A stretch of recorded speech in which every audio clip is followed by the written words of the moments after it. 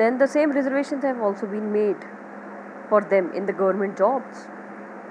And the Constitution of India is a supreme law.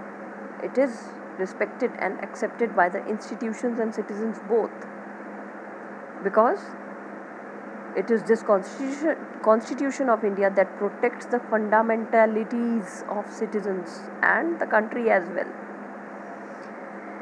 This Constitution experiences a federal character because we have distributed the power into central government, state government, and different constituent units.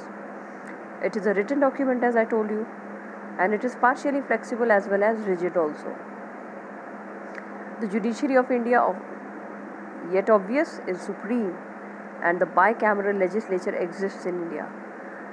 What do you mean by bicameral?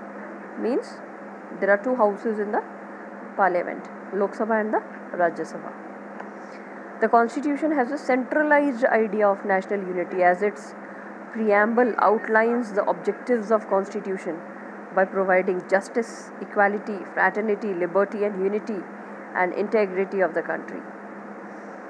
We'll discuss all these words in a separate class.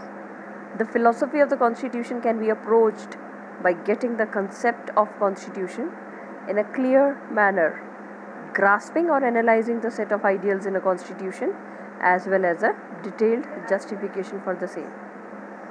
The philosophy of the Constitution mainly emphasizes on peaceful and democratic measures to develop a democratic transformations in the form of equality, freedom and national unity and integrity.